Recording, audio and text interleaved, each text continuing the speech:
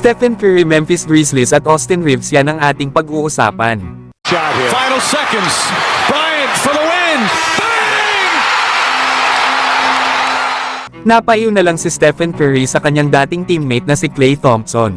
Lalo at kasama din nito ang bagong teammate niya na si Derek Lively para manood ng WNBA game. Kaya dito ay napaiw na lang si Stephen Curry habang dumadaan sa pagitan ng dalawa. Pero magkaganon pa man mga idol ay magkaibigan naman sila Curry at Thompson na biruan lang ito para sa kanila. Samantalang grabe naman ang lakas ng Memphis Grizzlies next season dahil dito kay Zach Edey. Tamang-tama nga siya ka-partner nila Ja Morant at Jaren Jackson Jr. Kung mapapansin nyo kasi ang laro niya ay pang old school typical na ginagawa ng mga big man noong 90s kagaya na nga lang nila Yao Ming at Shaquille O'Neal. Sa generation kasi nga ng mga big man ay may mga shooting na sa labas kagaya na lang nila Chet Holmgren at Victor Wembanyama. Pero magka-height nga mga idol itong si Wemby at si Zach Edey na parehas 7'4" pero mas malaki lang ang build ng katawan nitong si Edey. Lalo at may timbang lang si Victor Wembanyama na 210 pounds. Habang si Zach Edey ay may timbang na 305 pounds. Kaya naman ay mas nagagamit talaga ng bagong sentro ng Memphis Grizzlies ang kanyang katawan para give aid ng depensa ng kalaban sa paint. Kalimitan kasi sa opensa ni Zach Edey ay nagmumula talaga ito sa loob. Kaya isipin nyo na lang kung gaano kalakas ang Memphis Grizzlies. Dahil meron na silang bagong sentro na halimaw pagdating sa paint. Tapos makakasama pa nito ang katulad ni Jaren Jackson Jr. na kayang ma-stretch ang floor dahil sa kanyang 3-point shooting. At ganun nga rin itong si Ja Morant na may shooting din sa labas at isa pa itong explosive guard. Pero kayo mga idol, ano ang masasabi nyo dito kay Zach Edey sa addition niya sa Memphis Grizzlies? Samantalang may good news naman kay Austin Reeves. Dahil ayon pa sa mga report ni Brian Windhorst ng ESPN, ay malaki daw ang paniniwala ni Coach JJ Redick kay Austin Reeves. Naniniwala daw kasi ang bagong head coach ng Lakers na susubukan nga daw nito na ilagay si Austin Reeves sa posisyon para siya ay maging successful.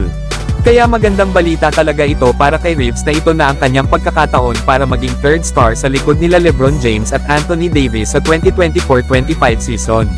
Lalo at last season ay nag-average si Austin Reeves ng career high na 15 points na may kasamang 4 rebounds at 5 assists per game.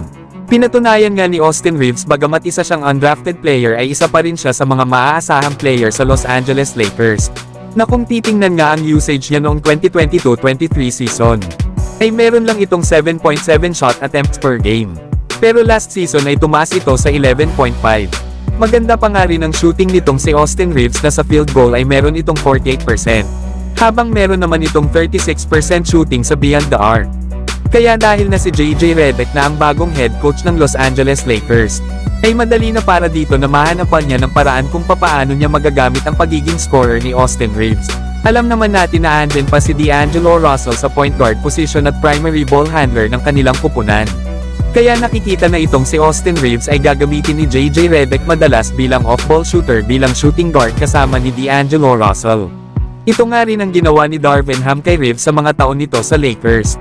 Na kung matatandaan nyo nga mga idol last season sa naging laban ng Lakers sa Boston Celtics na kung saan ay wala ang dalawang superstars ng Los Angeles Lakers na sila LeBron at Davis. Ay nagawa pang ma-upset ng Lakers ang Boston sa score na 114-105. At dahil na nga rin ito sa impressive na performance ni Austin Reeves, sa loob kasi ng 35 minutes of playing time, ay nakagawa ito ng 32 points, 2 rebounds at 3 assists. At 7 out of 10 lang naman si Austin Reeves pagdating sa 3-point area. Kaya tama lang na itaas pa ni JJ Redick ang attempts ni Austin Reeves sa kanyang mga tira. Naasahan natin mga idol na bukod kay Austin Reeves ay pati itong si Rui Hachimura. Ay gusto ni Coach JJ Redick na tumira pa ng marami sa kanilang shooting sa 3-pointers kapag nagsimula na ang mga laro sa regular season. Pero kayo mga idol, ano ang masasabi nyo na gusto i-level up ni JJ Redick ang performance ng kanyang mga players next season?